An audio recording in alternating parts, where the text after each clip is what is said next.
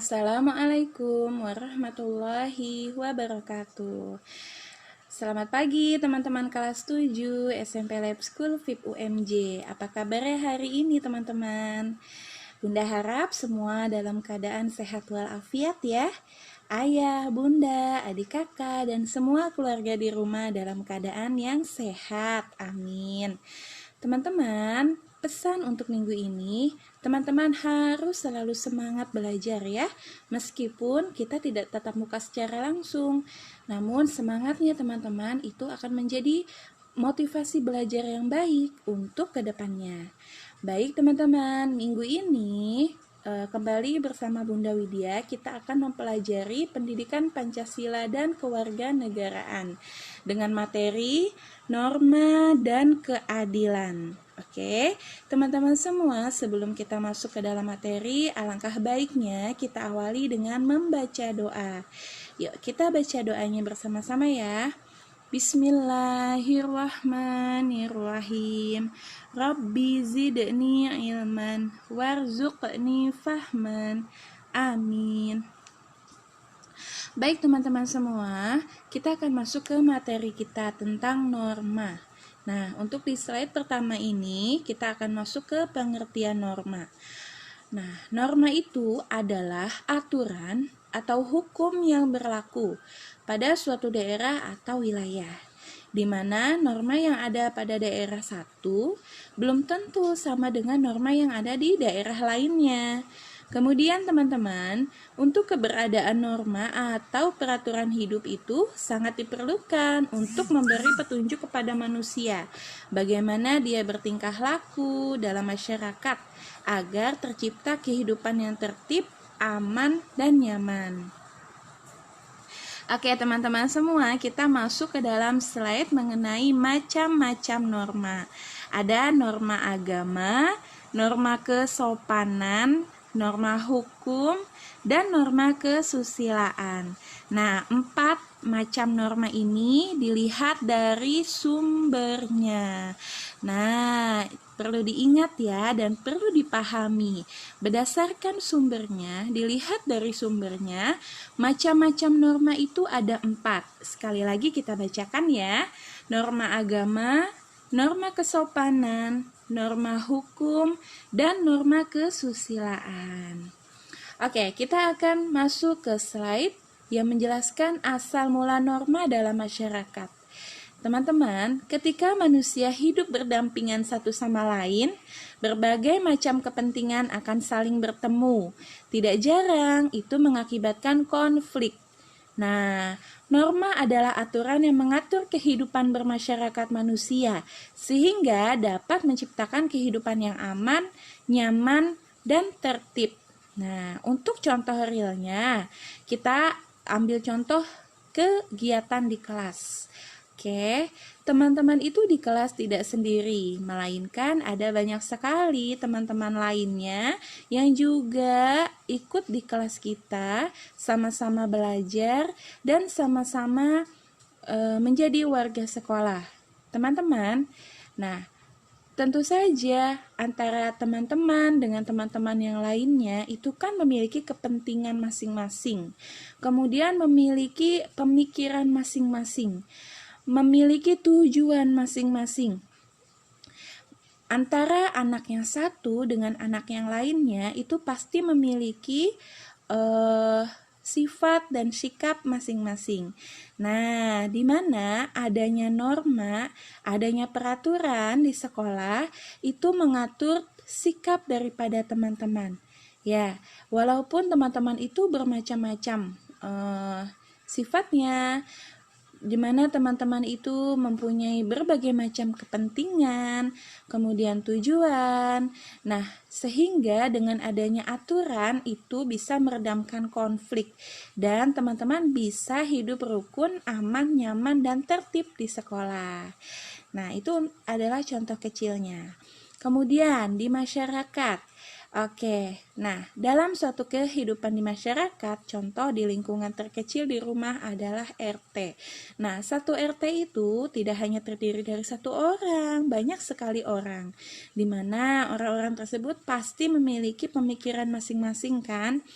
Nah, bila tidak ada norma yang mengatur kehidupan bermasyarakat, bisa terjadi kekacauan, teman-teman. Karena satu orang menganggap ini penting loh, nah orang yang lain menganggap itu tidak penting, sehingga mengakibatkan konflik-konflik yang bisa juga mengakibatkan kericuhan, kemudian ketidaknyamanan, kemudian tidak tertib. Ya, nah sehingga perlu adanya norma untuk mengatur kehidupan di dalam bermasyarakat. Dengan adanya norma, antara manusia satu dan manusia lainnya akan saling menghargai, saling mematuhi aturan-aturan yang ada, sehingga bisa menciptakan kehidupan yang aman, nyaman, dan tertib. Kita masuk ke dalam macam-macam norma ya teman-teman. Nah, untuk yang pertama adalah norma agama, di mana norma agama adalah ketentuan-ketentuan hidup bermasyarakat yang bersumber pada ajaran agama. Tidak hanya Islam, agama yang diyakini di Indonesia itu ada 5. Yang pertama Islam, yang kedua Kristen, Katolik, dan Protestan. Kemudian adalah Hindu, kemudian adalah Buddha, dan yang terakhir, yang kelima adalah Konghucu. Nah, 5 agama ini adalah 5 agama yang dianut oleh warga negara Indonesia dan juga disahkan oleh negara. Jadi diperbolehkan. Nah, karena norma agama adalah ketentuan-ketentuan aturan-aturan hidup yang berdasarkan ajaran agama, berarti tergantung dengan ajaran agamanya masing-masing. Nah, kalau kita ini kan agamanya Islam. Untuk norma agama yang kita pahami itu harus norma agama yang ketentuannya itu berdasarkan ketentuan-ketentuan agama Islam. Nah, untuk sumber daripada norma agama Islam adalah Al-Quran dan Al-Hadis. Gitu, teman-teman. Apabila seseorang mematuhi norma agama, maka dia akan mendapat balasan surga. Dan apabila dia melanggar, dia akan mendapatkan sanksi, yaitu masuk neraka. Begitu juga masing-masing aturan-aturan yang ada pada agama lain ya. Jadi sesuai dengan penganutnya. Oke, norma yang kedua adalah norma kesusilaan, di mana norma kesusilaan itu adalah peraturan hidup yang dianggap sebagai suara hati sanubari manusia. Nah, kesusilaan itu berdasarkan hati kita, teman-teman.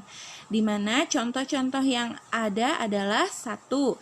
Berlaku jujur, 2. Berbuat baik terhadap sesama.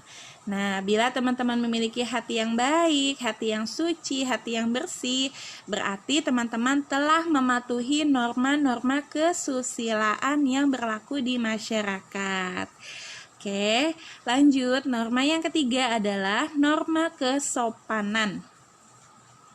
Teman-teman, untuk pengertian dari norma kesopanan adalah peraturan hidup yang timbul dari pergaulan segolong manusia. Nah, peraturan-peraturan itu diikuti dan ditaati sebagai pedoman yang mengatur tingkah laku manusia di sekitarnya.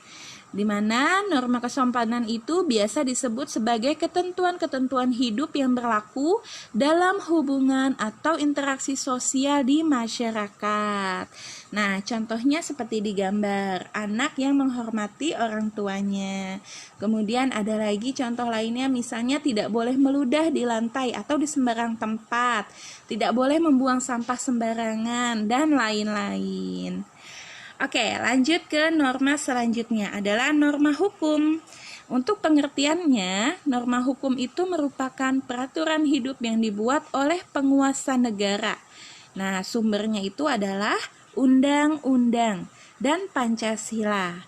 Nah, untuk norma hukum itu bersifat memaksa dan mempunyai sanksi yang tegas. Contoh, bila ada seseorang yang mencuri, dia akan dihukum berdasarkan undang-undang yang berlaku. Misal di penjara, atau mungkin melakukan tindakan-tindakan melanggar norma hukum lainnya. Contohnya peraturan lalu lintas, Jika ada pengendara yang tidak memiliki surat izin mengemudi, biasanya akan ditilang oleh polisi. Nah, tilang polisi itu merupakan sanksi daripada norma hukum. Dan lain-lainnya untuk contohnya. Oke teman-teman, sampai di sini nih penjelasan Bunda mengenai norma-norma yang berlaku di dalam masyarakat. Oke, Bunda flashback kembali ya.